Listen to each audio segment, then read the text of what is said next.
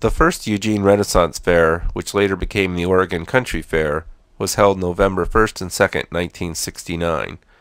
It was held at 2410 Hawkins Lane and was a benefit for the Children's House, a private, free-structured school for children. The event was organized by Ron and Robin Ulrich and was patterned after a Marin County, California Renaissance Fair. Ron took care of the permits and other fair logistics, while Robin organized the craftspeople for the fair. Some folks dressed up in Renaissance style, but not as many as Robin had hoped for. The event was a success with over 1,000 people attending. A second event was planned for May 1970, but Robin and Ron split up and Ron never worked on another fair. Robin coordinated the May 1970 fair, and by 1971 had left Oregon. A core group of volunteers was formed for the first fair, and they worked on many future fairs. Well, I was working at the New World Coffee House, and that was a gathering place for a lot of people, and Ron and Robin Ulrich came in, and we started discussing amongst quite a few people how we could pull off something, some kind of gathering. And they had been to the Renaissance Fair in Marin County and suggested that we call it the Renaissance Fair, which we did.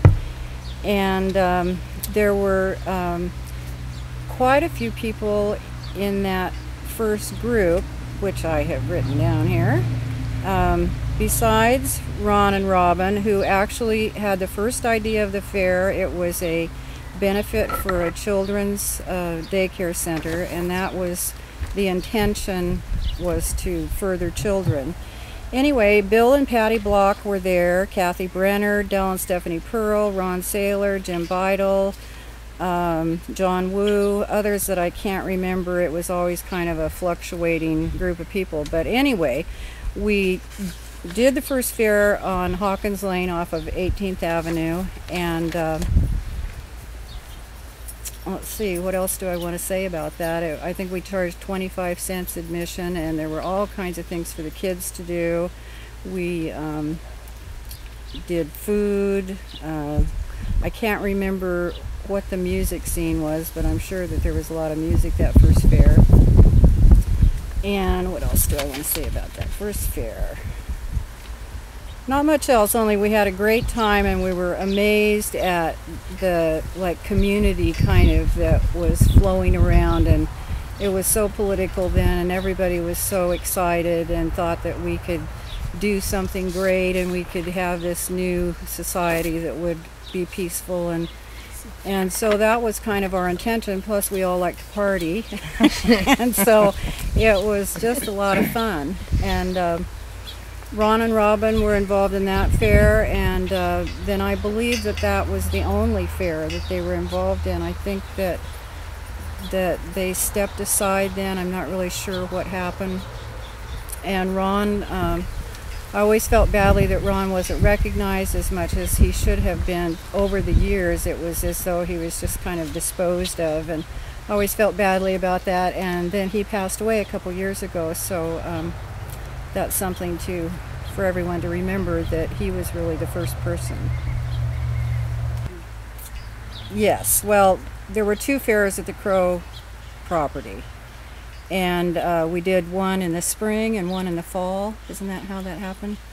Anyway, it was really big, much bigger than we thought it was going to be, and there were too many people and too many cars, and Ron Saylor took over the parking and started getting that part under control. And that was the first time I saw Bill and Cindy was at that first fair. And then the second Crow fair, then they were involved, and I kind of stepped into the background because there was just so much logistic stuff that I didn't really want to deal with, and Cindy was a master at that, and so they became the force that we all followed for years and years. And we had some great moments together. Yes, we did. We really did. Mm-hmm. We had a great time together.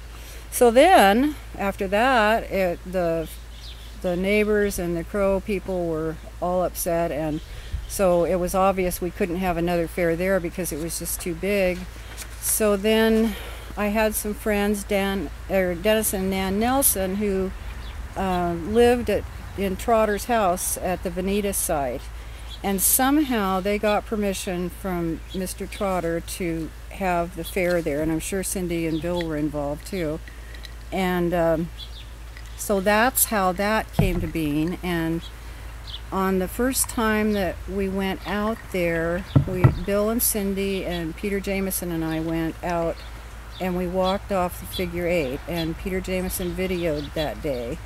And I can just hear Bill just cackling as he was, because the grass was way high, and I could hear him laughing everywhere. It was just great. I was working at the Odyssey Coffee House with Cindy and Bill, and I'd been there a few months, and I remember Ron and Robin coming in and talking to them about what they were going to do, and everybody was very excited about it.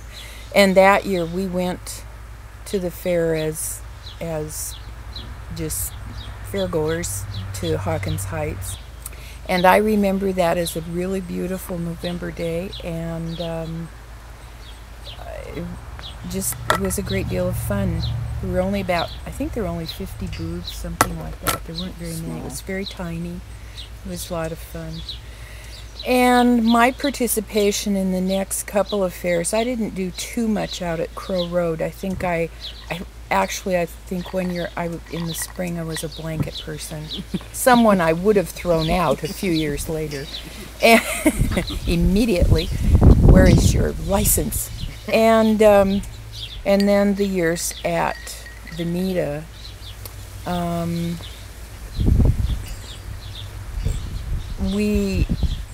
that was interesting. That was a lot of fun. And that's when I sort of got the bug for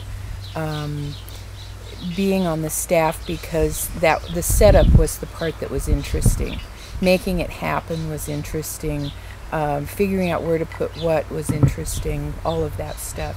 And also the fact that we had to come in there every year and start over again, because nothing was the same. And we'd start in with roads, and we'd build bridges, and we'd repair booths, and everything had to be started from the beginning. And there is always a point with the fair where you're a few weeks into it and you suddenly realize that it's gathered momentum and it's going to happen no matter what. It's this terrifying moment. And it's like, you see this freight train coming at you through the tunnel and you can't move. And all you can do is just try and do the best you can to make sure it stays on the tracks. That's your best hope. If it goes off the tracks, then you're in deep trouble. As you know, the country fair was really started as an original fundraiser for an alternative children's school called the Children's Community School in Eugene. And come on in. There was a fundraiser, sort of a arts and crafts fundraiser held in Eugene, and then the second real fair was called actually a Renaissance Fair, and I'm sure that you all know or have heard that it was held on Hawkins Heights Road, and it was so pretty. Connie Epstein at the time was one of the major organizers, and there were a number of other people who did a lot of work on that fair, and we went and helped. Because my husband and I, Bill Wooten, Bill was 13 years older than me, and has now died. Because we owned the coffee house downtown, it was called the Odyssey Coffee House and Theater. It was sort of a natural gathering place for alternative activity, and we had started a lot of other sort of organizations and institutions out of the coffee house, and so we became involved and did a lot of work around the second fair, which was held out at Crow Road. And it was a beautiful site, and there were a lot of other people involved. In my dotage, my memory goes away. But there were a bunch of guys from Max's, who used to hang out at Max's Tavern on 13th Street, who did a lot of the light shows for the Dead and all the rock and roll concerts at the time. They were the basic organizers of the Crow Road Fair, and Bill and I did a lot of work, as did others. And it was really fun, but it was totally out of control. There was really no parking. There was too many people. It got it was out of hand. So after that fair, Bill and I sort of began organizing with Connie Epstein to do subsequent fairs. And it was Connie who had a friend who found this land. And as you know, it's been owned by the Aerial Photography Company. And that's why you see Arrow Road and a variety of other references from the beginning. And the first fair was here in the fall of 1970. And it was cost 50 cents to get in. And we did all of the registration from the coffee house. And the registration for the craft booths and the food booths were kept them. We did have forms that you filled out, but it was $5, and we kept them all in, you know, one of those sort of alphabetical accordion file folders, and that was about it, and gave out receipts. And the first fair extended from the main entrance to the top of the river loop and just about over to Pike Street. There's a big oak tree on Upper River Loop, and that's where the first fair ended. And the main stage has always been where it is today.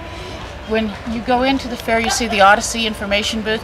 That's because where the Odyssey Coffee House was, and that's where sort of basically the original first fair information booth occurred, and where all stuff about the fair happened. But in any event, it was based in the concept of beauty and a celebration of art and a demonstration of economic alternatives. The first Saturday market was started out of the coffee house, and we viewed the importance of handcrafted items as the underpinnings of an alternative and cottage industry that would allow us to create an economic force relative to buying of land for ourselves and for moving forward with distribution of goods. But we viewed handcrafted wares and goods as things that people bought and bartered for, as things to treasure, as opposed to being things that you simply used and discarded. And that was the operating philosophy of everything here having to be handmade and or homegrown. Sandra and I and our friend Nancy Albro, who may be here today, and our friend Mary Kay Liebig, who's out here for this fair, we had multiple hats in the early years, and sometimes we were quality control people, and we would really try and gently and elegantly teach people how to do nice booths. And if we didn't like it and they refused to cooperate, we'd go and take it apart and make them do it again. And we always trying to impose a kind of natural, shall we say, design review of what occurred in the fair. And we made a lot of mistakes. If we were going to plan this site from the beginning again, I think it would be done a lot differently. The earliest fairs were called the Oregon Renaissance Fair, and our interpretation of Renaissance at the time was, of course, very cultural and not intended to be a throwback to like the California Renaissance Fair in terms of a period theme fair. It was obviously a renaissance of becoming, and we had some legal fights in the 70s in terms of the name, which is how the name, the settlement that we came to was to change the name over a period of 3 years. And so it became the Oregon it became the Oregon Renaissance Fair, and then it became the Oregon Country Renaissance Fair, and then the Oregon Country Fair, and that was a succession of 3 years. And I, as you reminded me, I have some of the posters from those transitional name changes. Thanks. I would like to say for the record that yes, it is true. Biker Camp was created. They don't have that anymore? No, the night that they grew out of it. 130 of them were on Highway 126 at 2 o'clock in the morning, held off by traffic And we let them in the fair. We had no idea where we were going to go. We drove through the fair and picked a spot over there and put them down and hoped they'd stay there and mind their own business, and they did. And there are lots of...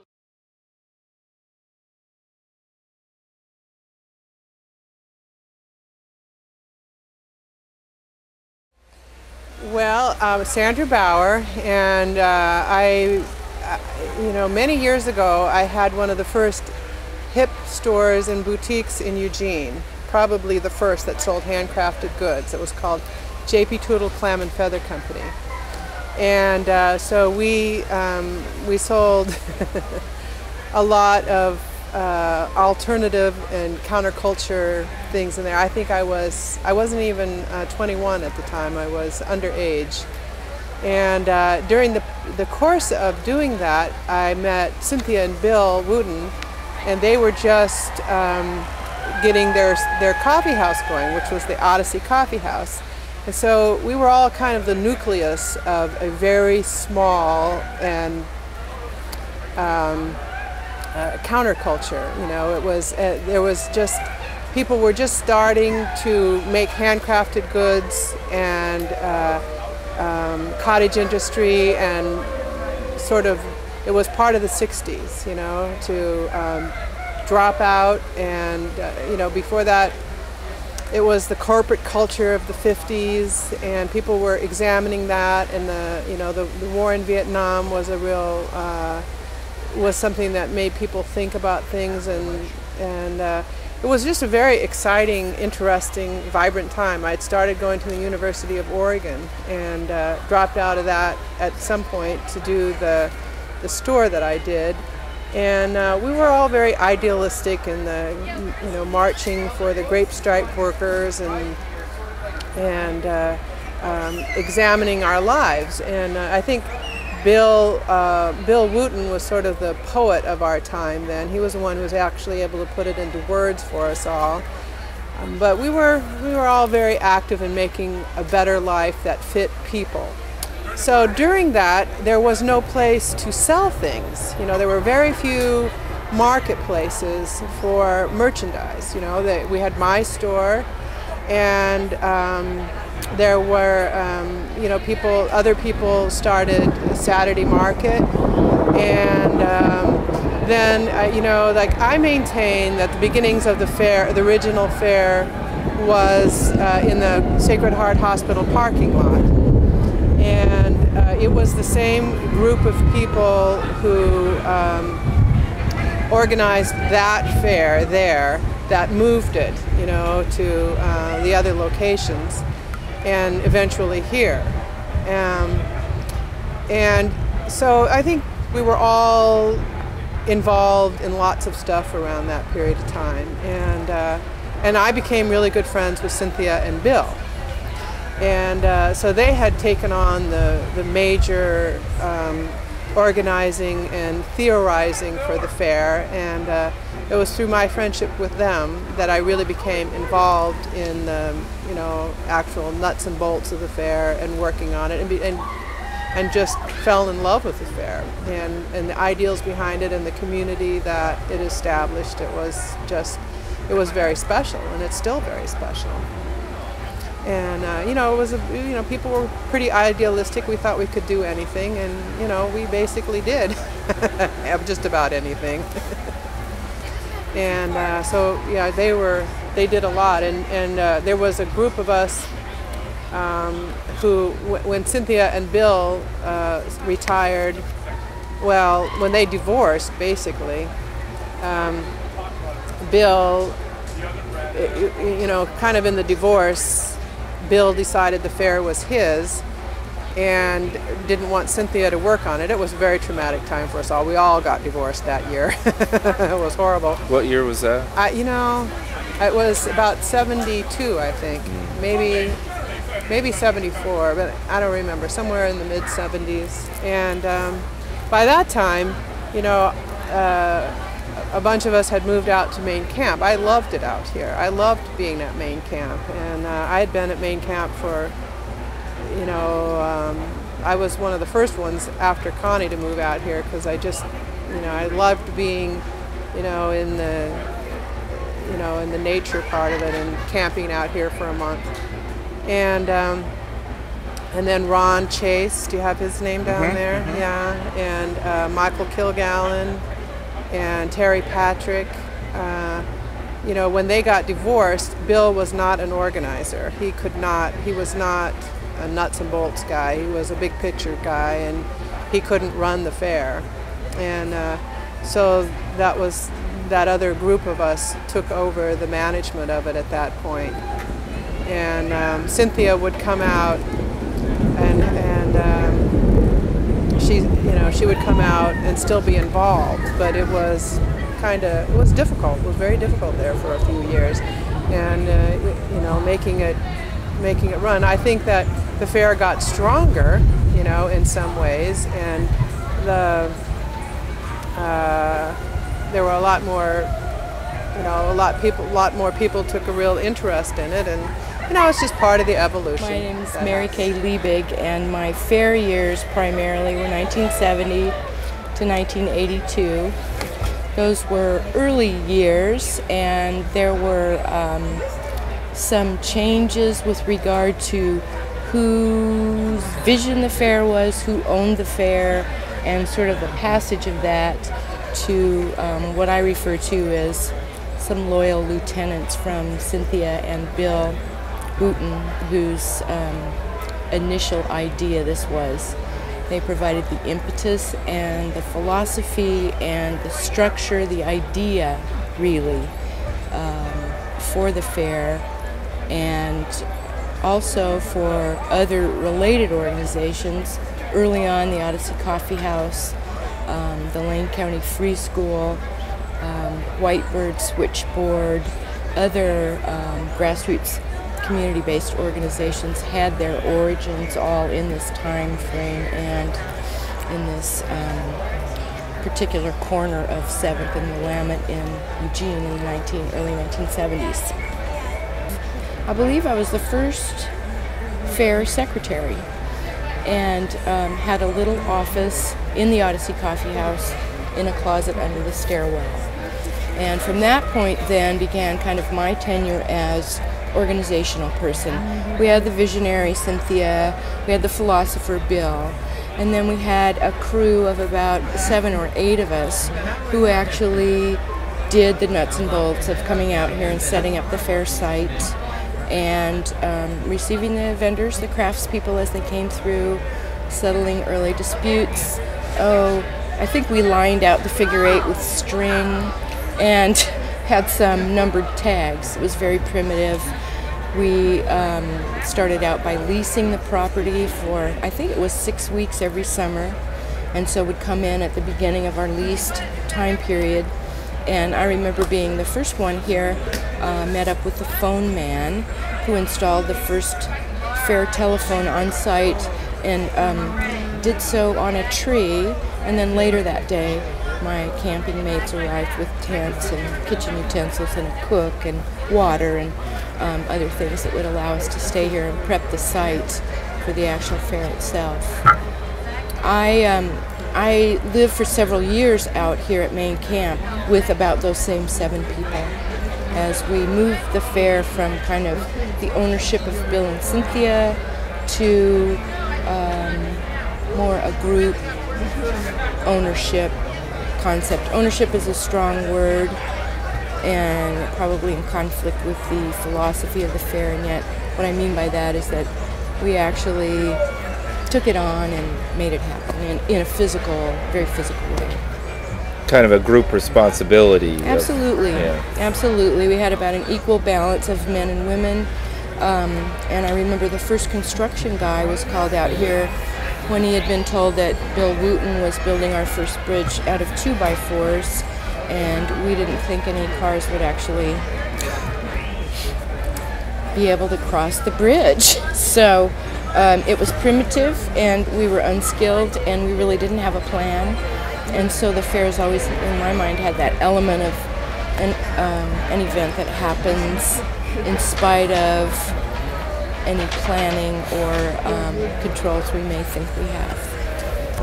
My most memorable moment was probably in about 1975, and that was the year that it was my job to negotiate with the county environmental health and the sheriff's office to let them know that we were willing to patrol, excuse me,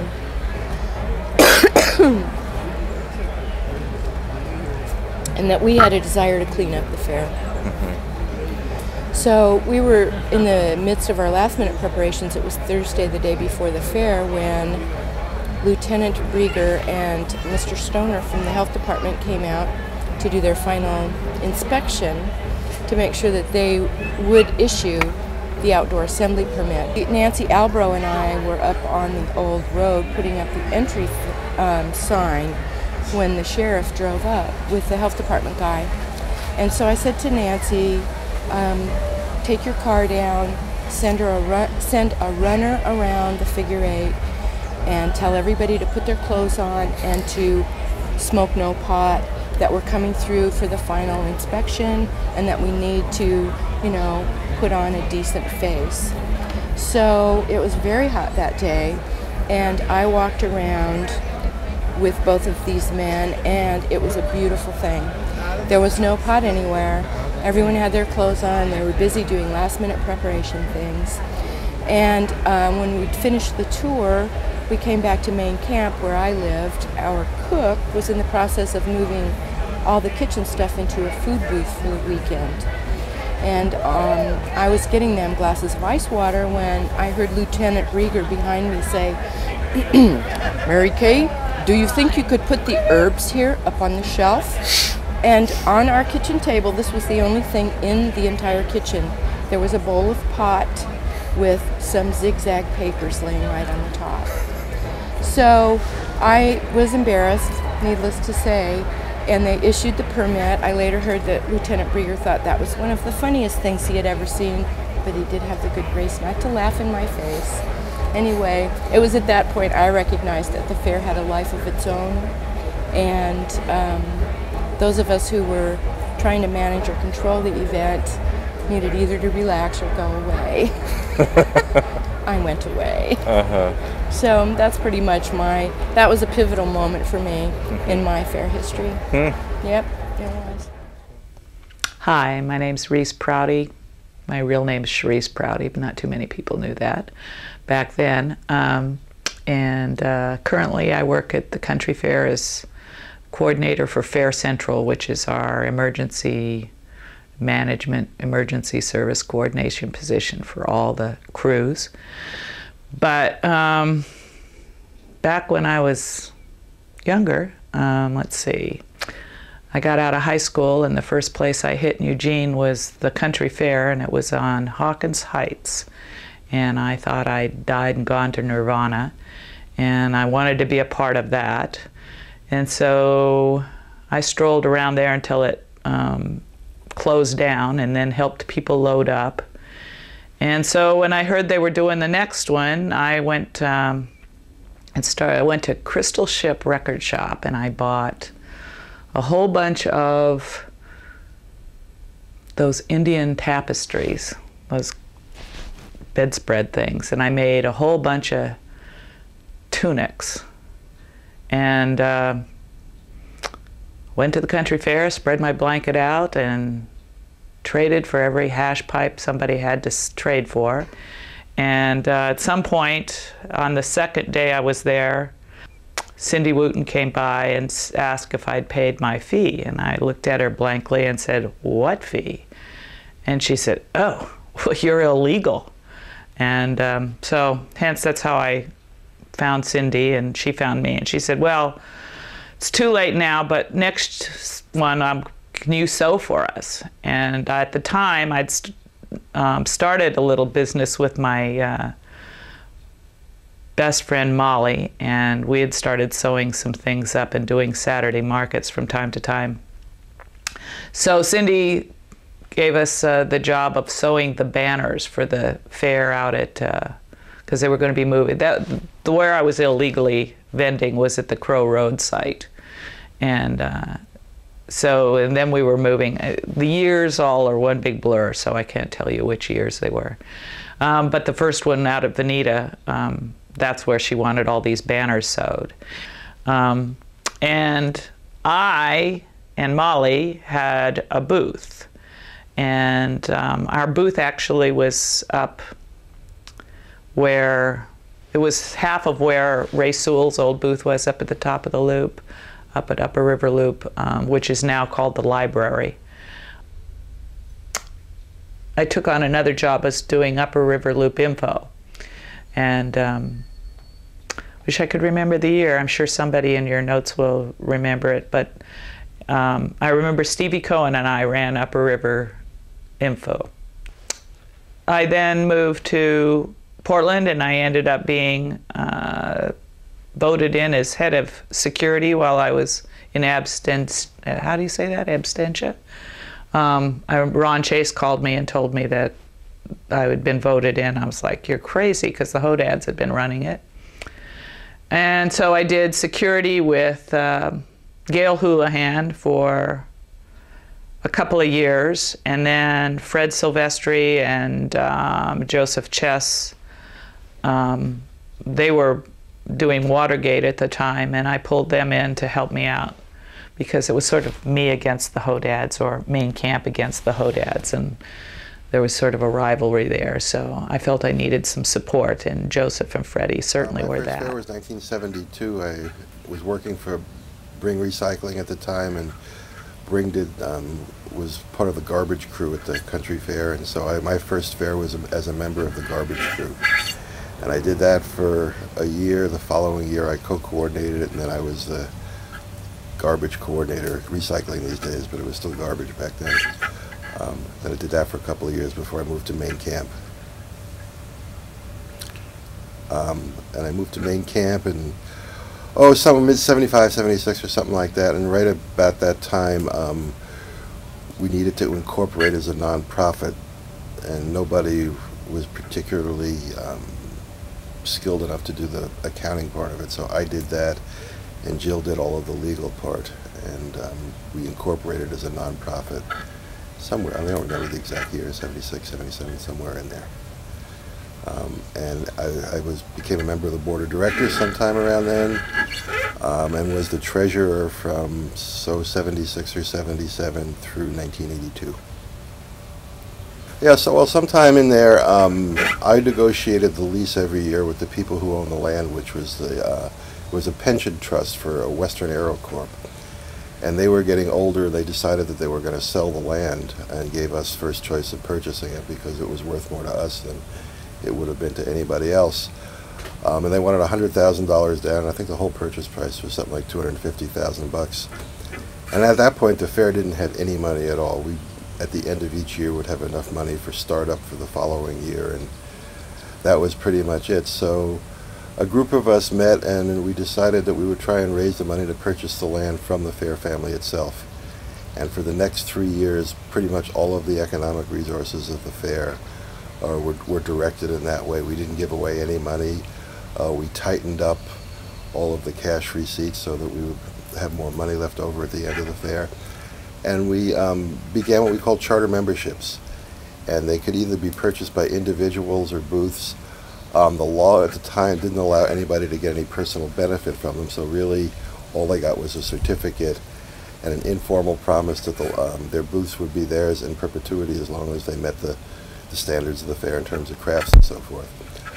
We sold the booth charter memberships for $300 and the individual ones for $100, and I think we ended up with about $40,000 or $45,000 as the result of the charter memberships, and about another $30,000 we saved from 2 or 3 fairs. Then the final piece of it was in 1982 we did a Grateful Dead concert in conjunction with the Springfield Creamery. And at first we were going to go into it as partners, and then we decided that it would work best for all of us if they ran the show because that was their experience, and we would just take a rental fee. So we got a $25,000 rental fee.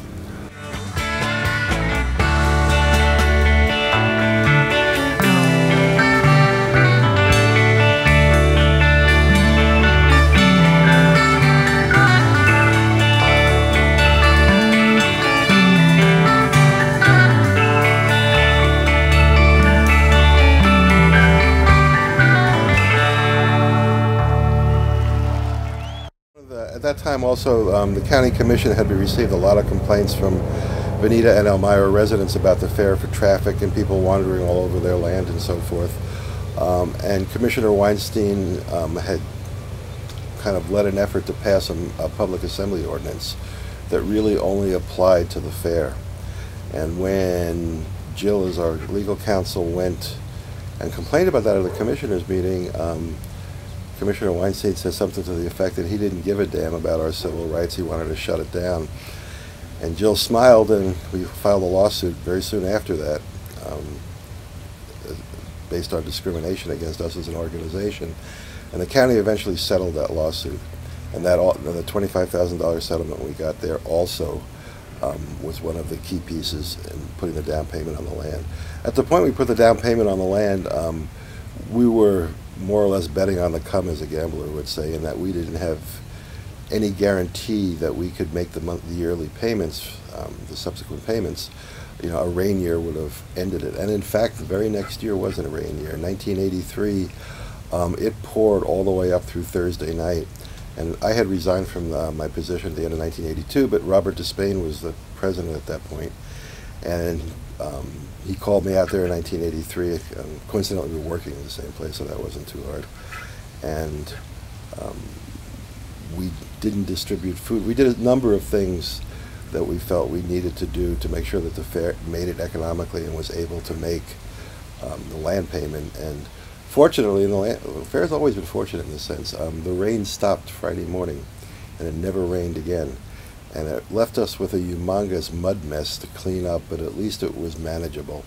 The key thing there wasn't really the fair, it was the parking lots. If the parking lots had remained covered in mud, we couldn't have gotten people out there, because in those days, not many people rode the bus. And that would have shut the fair down, and we wouldn't have made the land payment. So the fair has led a charmed life over the years.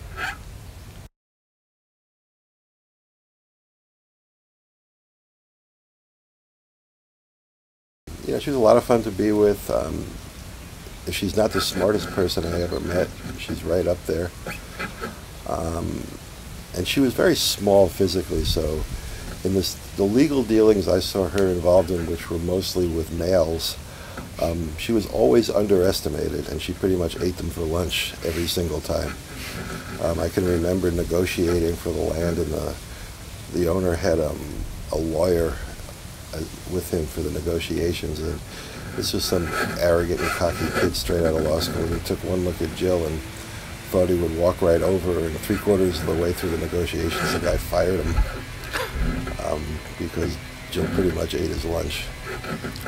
And she was a good lawyer, a wonderful person. She was a close friend of mine. We spent, during those years, a lot of time together. We spent a lot of time talking about what our visions of the fair were and what we hoped would come from purchasing the land, and you know, even a little bit, as I remember, what it would look like off into the future, how hopefully it would become, the land itself would become a community asset, and if the fair, which we believed it would, if the fair prospered and thrived, that money would be given back to the community in ways that we really never even thought of. But that was the gist of our thinking, is that the fair would become a community asset. Well, I snuck into the country fair in 1979 and was president 3 years later. So it's kind of a fast story, actually. In 1980, or in the fall of 1979, I started going to community village coordinator meetings because my wife at the time, Jean Marie, was on the coordinating council. And then within a few months of participating, I was invited to join. So community village coordinating council from 1980 to 82. And then a big shift happened with the main camp personnel. There were the core group, maybe 7 or 8 people, all resigned. And I ended up being the only officer of the board left involved, and I was secretary at the time, so I automatically became the other positions. And held a retreat and started empowering other people that knew more about the operations of the fair than I did, and got things refocused to a future that we all would create. Actually, that was quite a big deal, because the people who had brought the fair up from toddler stage and had raised the $100,000 to make the land payment, completed in 1982, and we bought the land in 1982.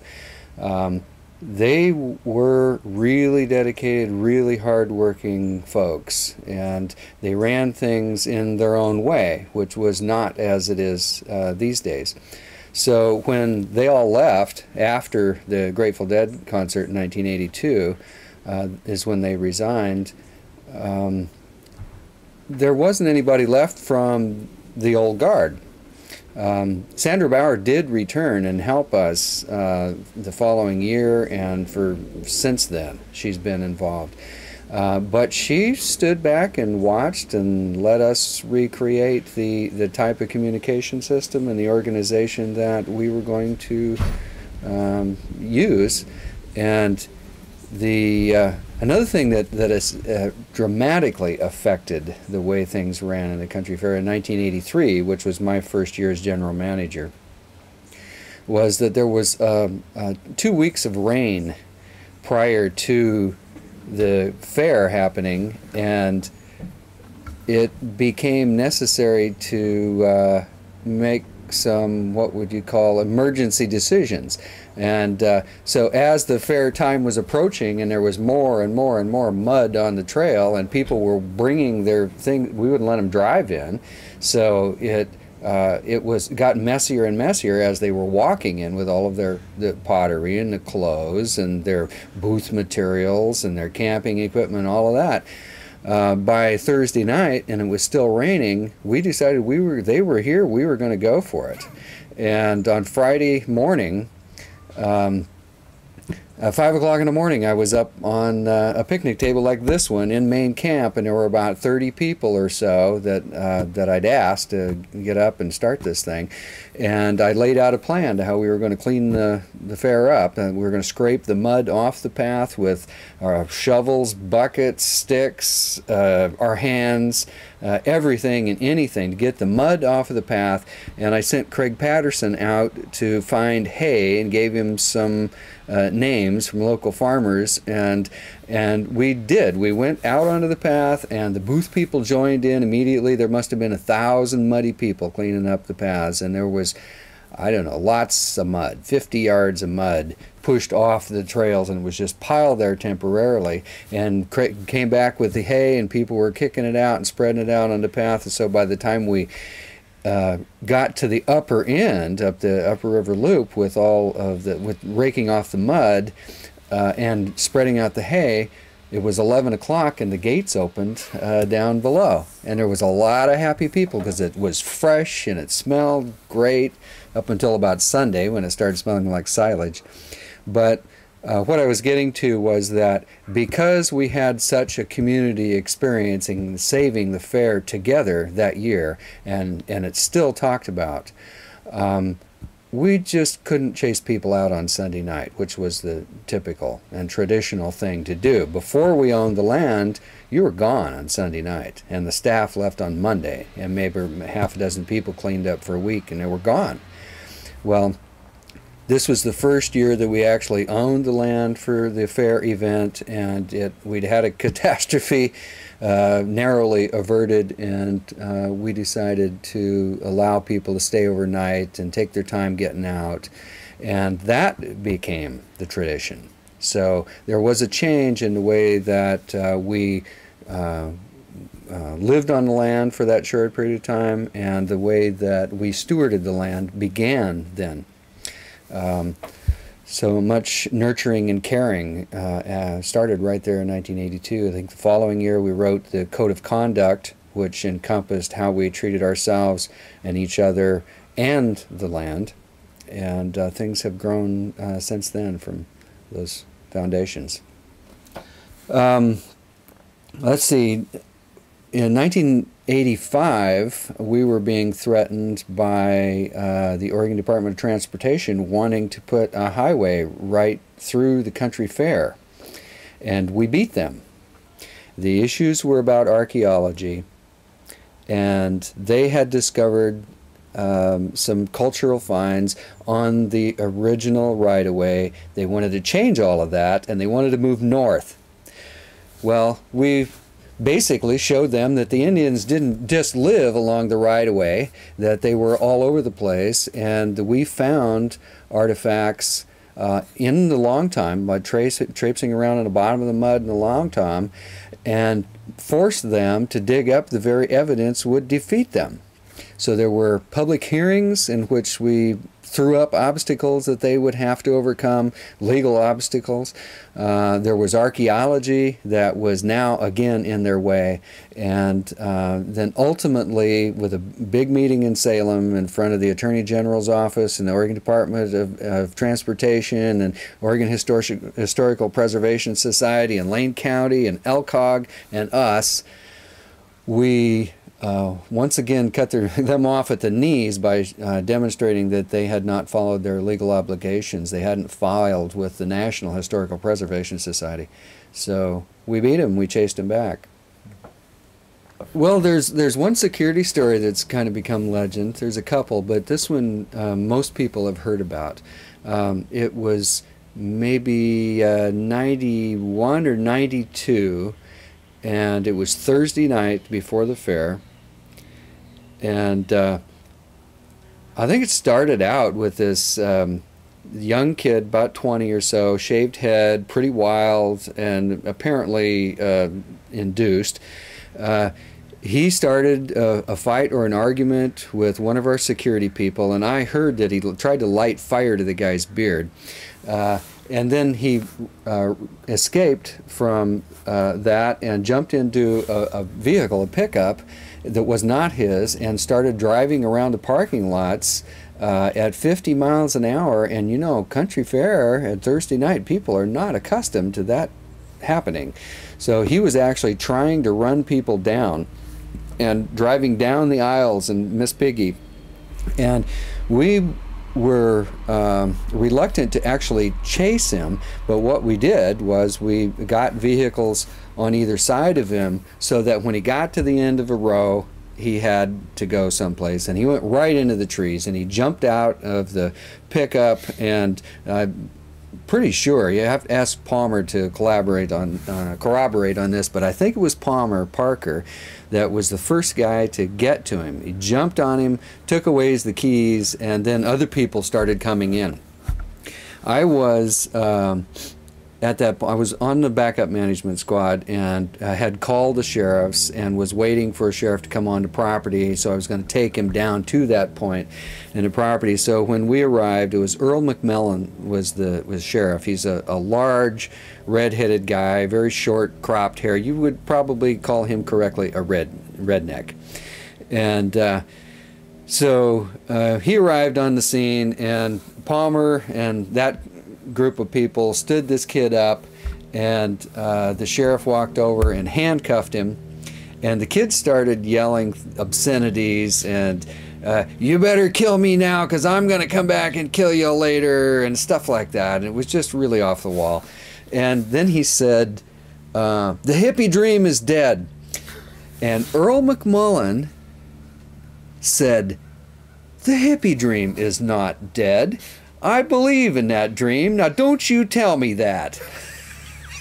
That's the sheriff. Yeah, that's the sheriff. Wow. And the rest of us were just alarmed at that. And we knew that we were going to have a good time from there on. And it turned out that that was the first year that Earl had been on that beat. And he was there for another 10 years or something. He was there for a long time before he retired out of that service.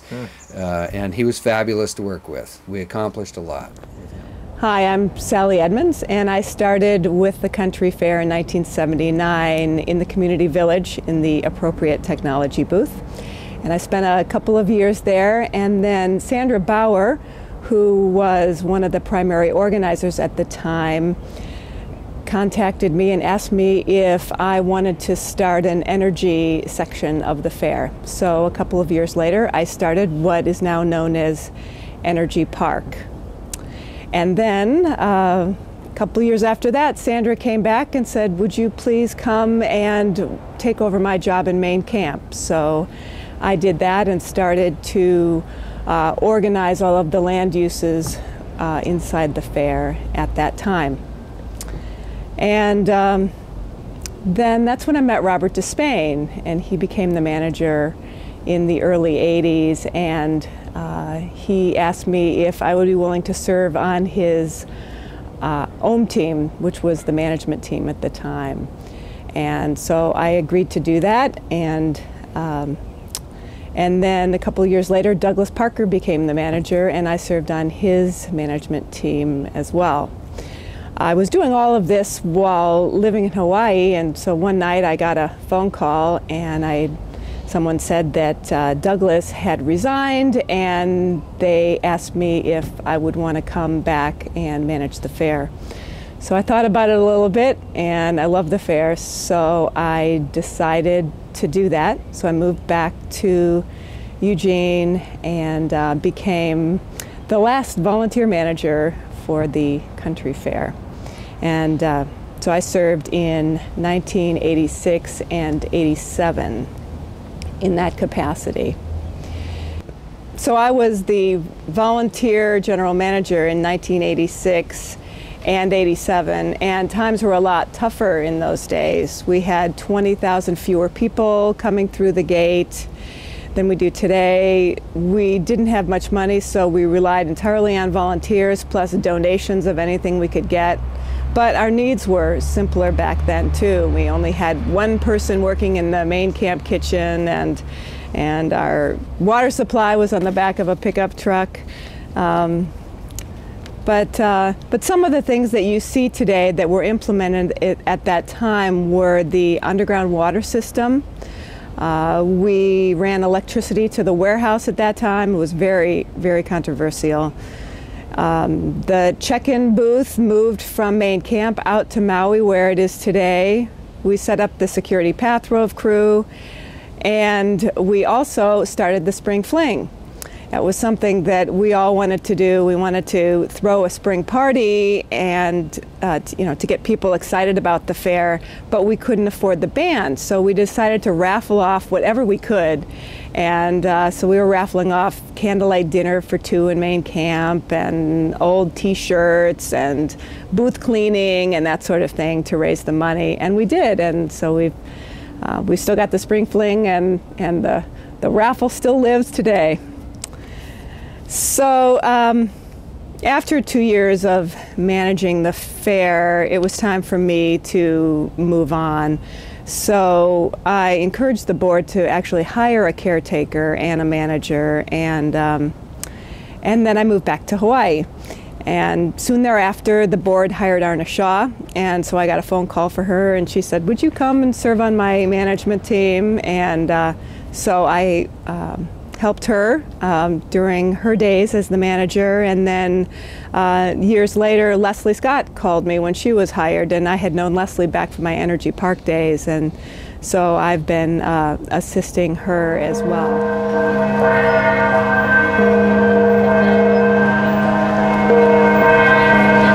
Well, my first fair was in 1969 when we had our first booth at the fair.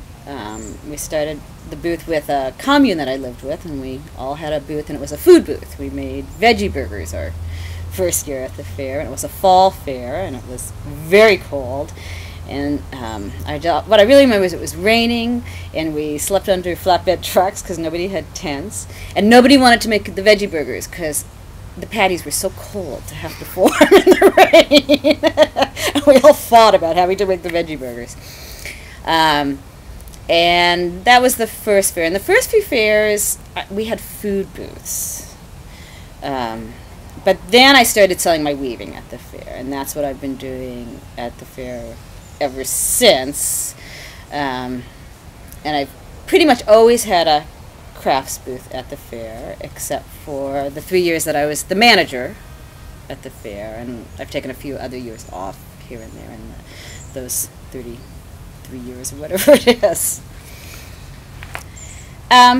Well, actually, it happened because the fair was looking for a manager, and I was actually ready to stop weaving for a while. I was having some back problems with weaving.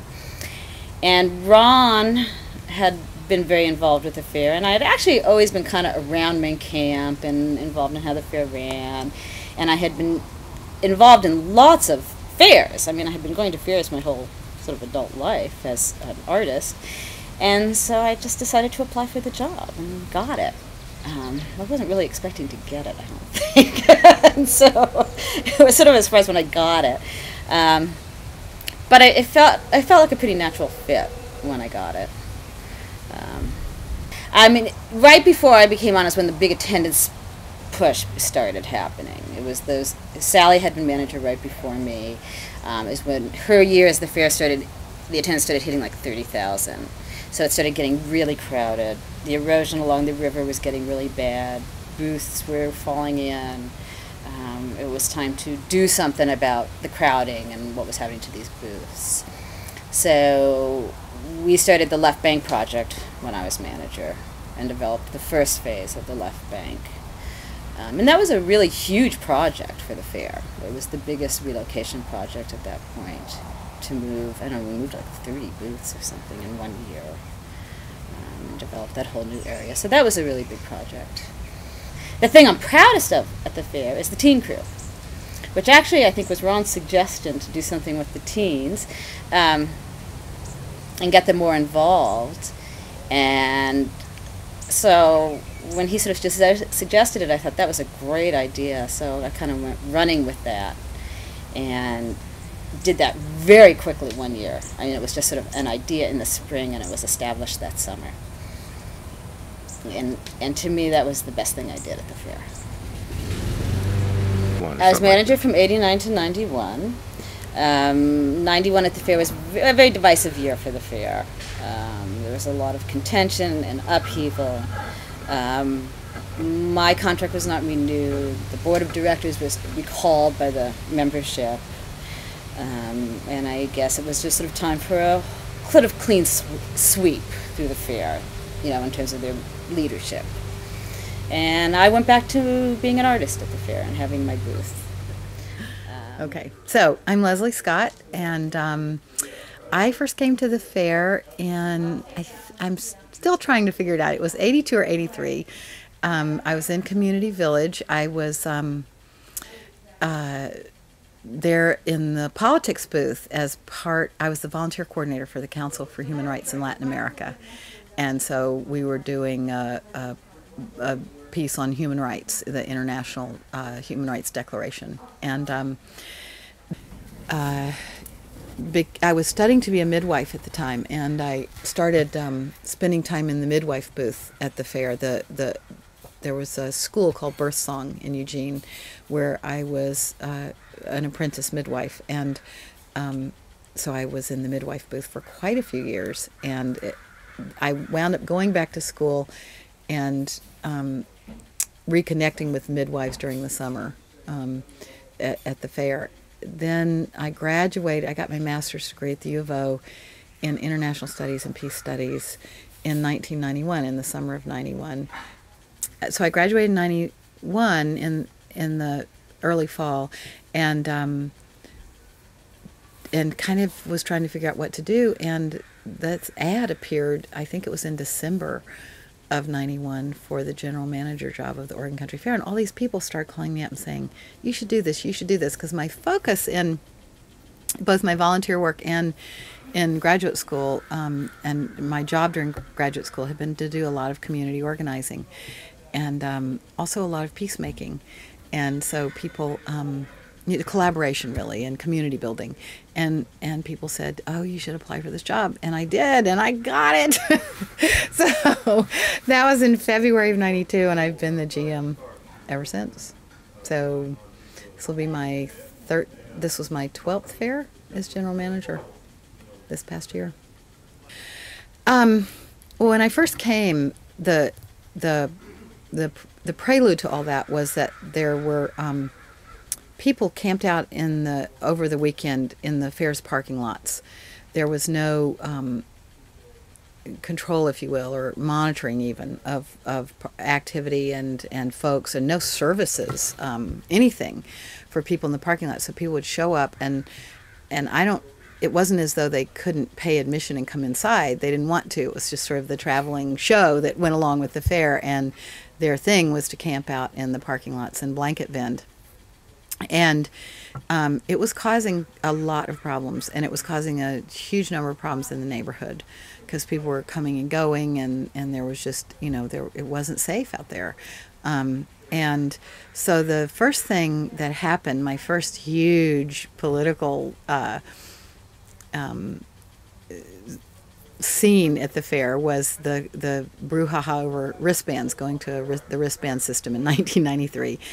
And we had to make a huge number of operational changes in order for that to happen, because if we were going to make the parking lots safe and make, eliminate, or at least hopefully reduce a lot of the problems that were being created because of the folks out there, it meant that we couldn't just dump them out into the neighborhood. It was already causing problems in the neighborhood, and we couldn't dump, what were literally thousands more people out into the neighborhood, and by being sort of swept out of the parking lot. And so it meant that we had to have campgrounds in some places for people to go in the neighborhood. So when we did wristbands, we had to make a series of changes, major operational changes. And those were, in addition to the wristbands, creating the lot security crew, and getting traffic and security to work together on lot security, because of just people doing security, but in definitely a traffic area. And so that took months and months of meetings and negotiations for that to happen, and it did. And then we, for the first time ever, decided to do the neighborhood response team, which meant taking people off-site, which is something we had never done as a fair, to basically cruise the neighborhood and try to keep people from trespassing and parking inappropriately, and to help keep the neighborhood quiet at night, and to be supportive of the community that we're really a part of, and that we really impact for that time. And so we created the neighborhood response team that year as well. And then the fourth thing we did was to create Zumwalt Campground with the city of Veneta. And that was our first big opportunity to collaborate with the city of Veneta on something very concrete that did a number of things. 94 was the 25th anniversary, and it was a very big year, and we did some new things on site that year. We also, in 93, had moved the circus and expanded that part of the left bank a little bit, and gave the vendors, and so we enhanced that a lot more in 94, and we built the Spirit Tower and the public art booth. So that was the beginning of some participatory activities for the public, especially around art, at the fair, was in 94. When we did that. And then 95 and 96 were just these huge attendance years. 94, 95, and 96 all were just, the attendance shot up over 50,000 people. And we had a lot of trouble with people bringing illegal substances to the fair and consuming them there, and occasionally, selling them. And the board of directors decided, on its own, without any letter from anybody, in late 1996, after the 96 fair, when it was just so crowded, and the amount of marijuana smoking was so problematic, that and really our problems were caused by alcohol. All the violence that we could tell, and the kinds of incidents that we were dealing with more and more and more. I mean, the management team everyone was just so exhausted and alarmed, really, at the amount of incidents we were dealing with as a result of the alcohol consumption. The board decided to take a very strong stance against drugs at the fair, and as well as to ban alcohol. And we had also been dealing with alcohol sales, and that was just not okay. So that was in December of 1996. we started planning operationally for that. And again, some huge changes. Opening the gates up earlier to get the traffic off the highway, hiring flaggers, negotiating with the sheriff to have the sheriff at Maple Gate. But the biggest thing of all was taking tickets off site and going to a ticket company and trying to go to advance sale tickets, and just a huge operational change. And getting all the publicity out about that and getting all the infrastructure ready to handle that kind of different way of doing things. Well, two things happened in '96. Also, there was this incident at the Dairy Queen where the fair sold out for the first time ever on Friday morning. And people showed up from all over the Northwest and even farther away and hadn't bought tickets because all the tickets were still sold on site the day of the event. And so there they were, all ready to party for the weekend at the fair and no place to go, and they were upset. And the Dairy Queen owner locked her restroom. They started congregating in this big empty parking lot because the shopping center had just been expanded. And somebody broke the glass. When she locked her restroom, somebody broke the glass on the outside ordering, where you drive up ordering thing. And she got really, really angry, and the community called a meeting. '96 was also the year of the Further Festival in the summer. So the community was very angry at the fair and very anxious about the Further Festival, and hauled Kit Kesey out to this huge community meeting. And there was a community meeting after the fair where they called us filthy hippies and swore to, get rid of us, and we were vermin. And, it was the most dehumanizing experience I've ever gone through. And I was shocked at the hatred, the hate speech that occurred at that meeting. And then lo and behold, in May of '97, we get a letter from the DA that says that we, under the subject to forfeiture laws, that they were going to be at the fair in force, and if illegal activity took place, we were at risk of forfeiture. And wanted us to hire the sheriff's office to patrol the site. And we said, no way. And the second thing they said was, we want to you to hire off-site independent security. And we said, no way. We're going to do this ourselves, and we're doing it anyway. Thank you very much. And it was, '97 was just an absolutely surreal year for everyone, for all of us. And in the '97, guess what else we did? We also opened Chela Mela and the Far Side. So not only did we have these huge operational pieces that we were dealing with, and the DA and the community, we had a whole new area of the fair opening. We had spent a very tumultuous year, 2 years really, in path planning to create Chela Mela, and the vision for Chela Mela, which is one of the things that I'm happiest about, was to have a whole meadow that was non-commercial, and that not only was it non-commercial, but it was participatory. It was meant for people to be able to participate in activities like juggling and art and parading and things that are really part of the fair. And so people could really feel more part of the event and not just be consumers or passive audience, at the event. And I look back on that now and I'm like, how did we do all of that?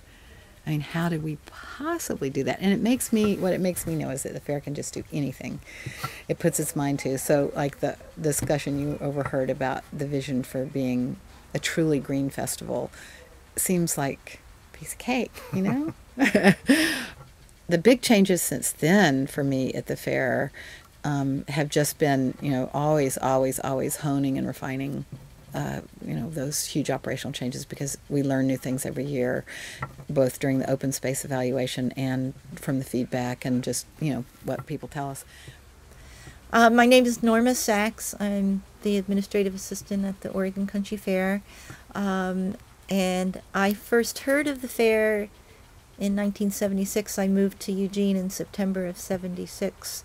So I missed that summer's fair, but I haven't missed any since then. So my first fair was in 1977, and I think it was at the end of June then. And I have never snuck into the fair, and I've never been a paid participant. I've always been a worker. And I started at Whitebird because I was a Whitebird volunteer at the time, and so I did crisis intervention and first aid for Whitebird, and I did that for a number of years, and then I got involved in Community Village, and I did both Village and Whitebird for a while, and was on the Community Village Coordinating Council for several years. Somewhere along the line, I became the board secretary, and I did that for a number of years. Being the board secretary was a lot of work and incredibly gratifying, and it got me a lot of friends, and I got to know a lot of people, and a lot of people got to know me, at least my name. And then while I was the board secretary in 1992, we started the Fair Family News, and I was the first, named the first editor of the Fair Family News, and still involved in it. I know I said I was quitting a year ago, but it never quite happened. I and other people had been wanting to start a newsletter for a long time, and we made attempts to do it. We used to send out the minutes to a mailing list of about, I don't know, 350, 400 people, and my partner and I would fold them all and stamp them, and then a fellow named John Winslow, who used to be the caretaker, and I tried to start a newsletter, and somehow that kind of never got off the ground. But then a few other people, I tried it again and got a few other people interested, and we published our first Fair Family News in 1992, and it didn't have a name then. I think it was in, well, yeah, it was in May of 1992. We met for maybe 6 months beforehand to plan it, and we held a contest then to name the Fair Family News, and that's when it became that. And so I've been doing that, and then in 1995, I actually became an employee of the Oregon Country Fair. So I had to quit my secretary job because employees couldn't be officers of the corporation. And the very wonderful Jen Lynn took over, and she's still doing it. So I became the administrative assistant, and I manage the office and do the computer stuff and write checks, pay bills, maintain the database, and maintain the website, and all that office catch-all stuff. And I still keep my hand in the Fair Family News, just because that's the way I am. It's my baby, and I'm having a hard time letting go of it. I'm Steve Wisnowski. I'm the fair site manager. My first fair was 1985, and I was lucky. I didn't have to sneak in. I knew a bunch of friends in Salem who disappeared every July and came back a couple weeks later looking tired and happy. And for years they were telling me, Steve, you got to come and join us and do this thing. And they were traffic and long time traffic. And so my first year was 85 on traffic crew, and got hooked pretty quickly. Started coming down in the off season to work on traffic projects. We spent traffic sort of has responsibility for the parking lots, and that meant roads and bridges and fence lines, and that was sort of our territory out there, and that's what we took care of. And so I started coming down in the off season to be part of that, and then in 1989 I became a co-coordinator of traffic. It used to be just one person was coordinator, and then the job got bigger and we needed more people involved, so I became a co-coordinator, and there were 3 of us at that point, and I think there's now 6 or 7. And I was a coordinator from 89 to I think 97 or thereabouts. Got elected to the board in 91, served 2 terms, and had sort of retired and was just going to be a traffic coordinator and a simple volunteer, and then this job opened up, and the board, sort of concurrent with Bill Werner burning out as caretaker site manager, was a pretty obvious realization to everybody that the things had grown in scope, that it was burning out one person to be here all the time and to manage the whole operation. And so the board and the personnel committee decided at that time to split the job into sort of two components: a live-in caretaker and a site manager. And so various folks talked to me, and I thought it was a good opportunity. Decided to reassess my fair involvement and went for it and got the job, and so been there since then. Well, I manage the site, and that pretty much involves the year-round care of the site. And the site has grown in the 7 years that I've been here tremendously, both in size and complexity of operation. There's a lot of stuff that is just making phone calls and punching buttons and getting operational protocols established. But there's also enough work on the ground, what you might want to call green work, planting trees, care of the site, and that's the stuff that I seem to have the energy for extracurricularly. So I'll do the 5 or 6 hours of office work that it takes a day to deal with it, but hopefully at the end of the day there's a couple hours that I can get out there and do something out on the property. So. And that's for each of us there's a reward, and the event is a huge amount of work, but it is gratifying. It really is. The most important part, thing that I think I do and that I think staff does is we're privileged to be at the center of an intentional community, and that for the fair has always been.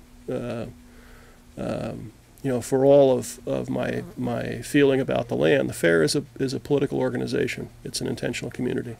It's the most meaningful thing I can do with my life as an alternative to what's happening in the dominant culture. And like I say, I've worked at the legislature. I've put in the time and grade at making the world a better place from the inside, and this is an opportunity to just create alternatives, create alternative ways of people communicating, of organizing, and of doing things that works. And that's one of the things that appealed to me from the beginning, was that this thing works. I mean, it's an amazing conglomeration of people and passions and talents and skills, and it all meshes and it all comes off every year. And to be part of that, to be somewhat at the center of that it's constantly amazing. I'm still learning things about the fair that I didn't know 10, 15 years ago. So, and it's after 30 some odd years here, we have gotten very complex, both broad and deep, generationally, and in the depth of complexity of relationships here, it's nice to know that it's sustaining itself and probably will. So. My name is Andy Strickland, and I'm a caretaker of the Oregon Country Fair. I began at the fair painting signs. They didn't really have good signs, and I went in and said, "Look, I'm going to paint you some signs." And they said, "Well, we don't have passes for that or whatever." And I said, "Well, that's okay, because I can get an SOP." And I started painting signs, and next thing you know, they handed me a pass, and I was in, and then I started on construction, got some projects on construction, just kept working my way in, and basically I manifested this job by telling everybody that I was the one that they needed out here, and it's been great for me. I've had a good run so far, and I really enjoyed working out here. I think that I am the person for the job, because it's just who I am. So that's about it. When did you start painting signs? I think it was 1991. And then when were you caretaker? Started living out I started here? in 98. And who were were there some other caretakers before you? Yeah, there was several. Scott Ballins, John Winslow, Bill Werner, and John Dosher, and myself. I believe I was the 5th caretaker in the line. As caretaker, you do all kinds of odds and ends jobs around here? Well, it's kind of doing a lot of farm work and stuff, and then punctuated by a big festival. But most of the time I have a different view, because most people think about that one weekend, and I take the long view of the rest of the year, and I'm cleaning out gutters, or raking leaves, or bucking hay, or any number. Every day is different out here, so it's a great place to be for me. There are a zillion things I'd like to say to the Fair family. I mean, I have the deepest gratitude and appreciation for what I've had a chance to be part of. I mean, this has changed my life in ways no one could ever imagine. I mean, and what a gift to get to call being the general manager of the Country Fair your job, honestly. And I would challenge us to be much more of what we can be in the world. The world needs us. The world needs us big time. And why not the fair? Why shouldn't we be leading the changes that we want to see in the world? And I'm just exhausted and drained and very saddened by the amount of energy that we use fighting with each other, when and not believing in and trusting one another to want the best, to trying to, people who try to set us against one another. You always wonder if you've been infiltrated, I'll tell you. Because boy, are we using it up. But we have the most enormously full bank of social capital that any group I know. When I tell people about the number of volunteers we have, and the length of time people have been volunteering, the number of vendors who have been here since the beginning in our family, the number of entertainers, people gasp. They don't believe it. They don't understand it. They don't get it, and they always say, "How do you do it?" And my only answer is, it's just love. It's just that yearning to belong to a community that is real, and that whose absolute fuel is love. And we should just be loving each other more, and spreading that out. So